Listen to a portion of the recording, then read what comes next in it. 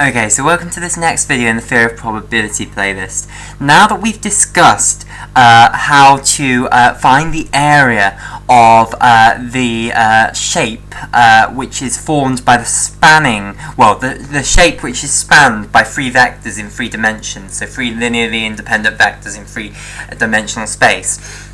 And we've discussed how, it is equal to the modulus, the absolute value of the determinant of the matrix with those three vectors in the columns.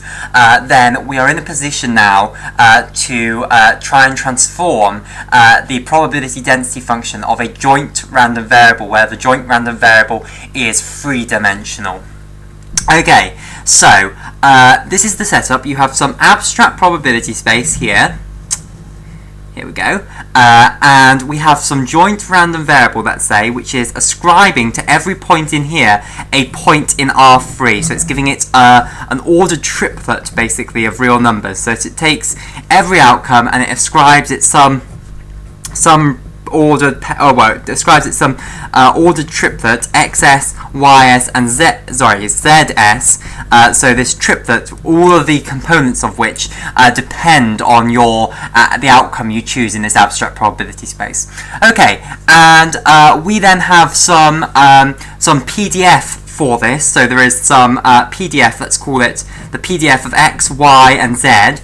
As a function of little x, little y, little z. So what this is you have R3 here, so this is a picture, and to every point in this R3, x, y, z, you ascribe a probability density function, which, remember, is related to probabilities by, if you take a tiny little volume, so make a tiny little cube here, if you like, there, of side length. So let me blow it up. So here we have the cube here, and this cube is positioned at the point x, y, z. So this is the point x, y, z here, and it has side lengths delta x, delta z here, and delta y going back there.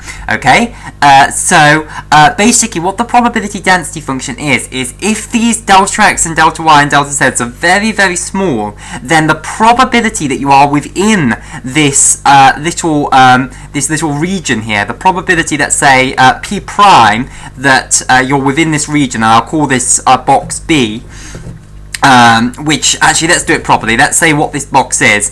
It's the region, it's the interval x to x plus delta x, cross-producted with, Cartesian producted with the interval y to y plus delta y. So it's the interval x to x plus delta x is this interval along here. We then Cartesian product it with this interval from y to y plus delta y, which is this interval down here, and that will give us all points in that square there that we're not complete. We then have to Cartesian product this with z to z plus delta z, which is this interval here, which will then give us all the ordered triplets in this region here. So the probability of that, where p prime is the probability measure defined on this probability space over here, let's call this probability space omega prime, f prime, p prime, and let's call this one omega f p.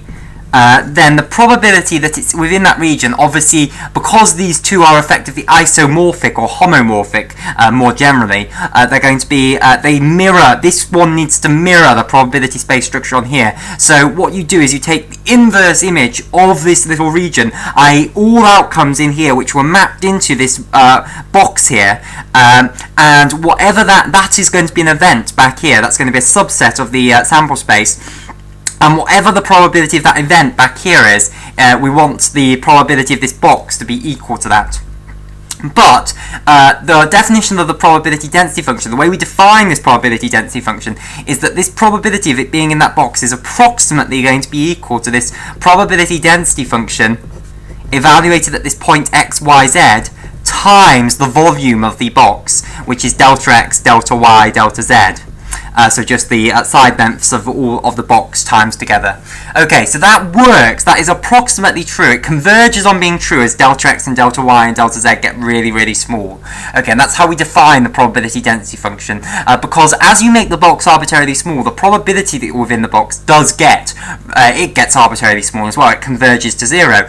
But if we divide through by the volume which is converging on 0, then you stand a chance of getting something that isn't converging to 0, and that's the density.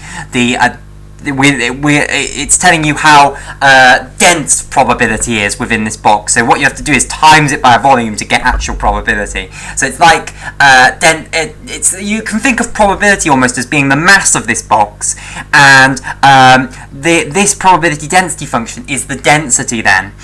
So it doesn't tell you what probability you have of within the box. It tells you give me a certain volume, how much probability, how much mass you're going to have per a certain amount of volume, and that's what this is telling you. So it's a ratio rather than an actual probability. Okay, so now what we're going to do is take a transformation of this random variable. So we're going to take some transformation t, and this transformation t is going to map R3 onto R3. And it's going to need to have some conditions on it, basically. This transformation, this function, is going to need to be differentiable in all directions. So if we expand what this function is, t is going to take a point x, y, and z, and it's going to map it onto a new point which we'll call x bar, y bar, z bar. So it's going to map you onto another R3 over here. So I will draw this. Here we have an R3. And every point in that R3 is going to be ascribed a new point in R3 over here. So this is x bar, y bar, and z bar over here. Let me just pull this out so it's easier to see. And this original point, which was being mapped onto x bar, y bar, z bar, is x, y, z. So this is the function t. Okay? So we can expand this, and we can say that, okay, this component x bar, in full generality, x bar is a real number because all the components are real numbers, and it's going to depend on all three of your components. So you need to tell me x, y, and z, all three of your components in R3, in order for me to tell you what x bar is. So x bar is going to be a real valued function of three variables. Similarly, y bar, your y position in this R3 over here, it could also depend on x, y, and z. Of course, they might not. In this one might just be your x squared plus y squared, let's say. However, in full generality, it could depend on all three of the coordinates here.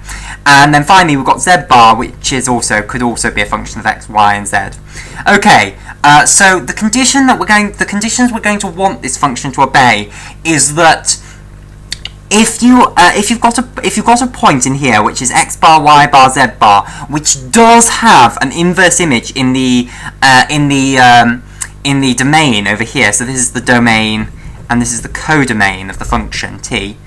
Okay, so if you've got a point in the codomain which does have a pre-image in the domain, then it only has one, basically.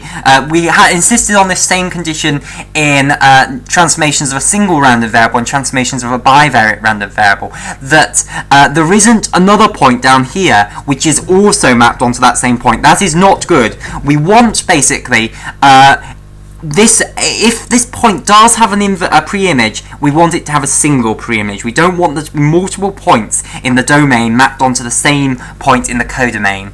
Okay, we do not insist, however, that it is a bijection. We do not insist that t is a bijection. If it's a bijection, it's very nice because you can invert it, but we do not insist that the mapping is onto, which means that if I take any arbitrary point in here, it's not assured that there will be a point in the domain which was mapped onto that point. So some points won't have any point in here that is mapped onto them, basically. That's okay. However, what we do insist, if a point does have if a point in the codomain does have a point in the domain which is mapped onto it, it only has one point mapped onto it. So for the points which are mapped onto, we can invert the function, basically. Obviously, we can't invert it for the points that aren't mapped onto, but that's okay. We'll just define the PDF to be 0 there, basically.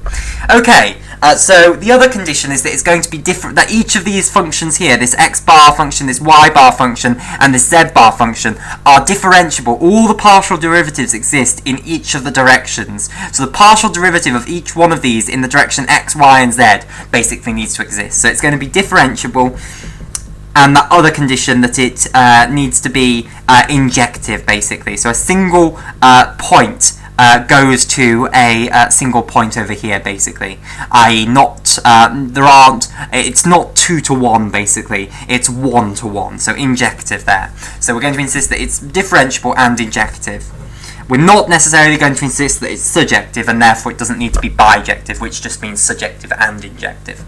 Okay, right, and what we want to know is if we have this R3 over here, each outcome in here, let me go back up. Each outcome in here was mapped onto a ordered triplet of real numbers in here. And now I'm taking each ordered triplet in there and ascribing a new ordered triplet in here. So each outcome in here will be ascribed an ordered triplet in here. So if we now view this as a new random variable, let's say, what should we call it? R, let's say, a new joint random variable R, then what's its PDF, basically, is what we want to know. Okay, so we'll continue this video in the next, we'll continue our discussion in the next video.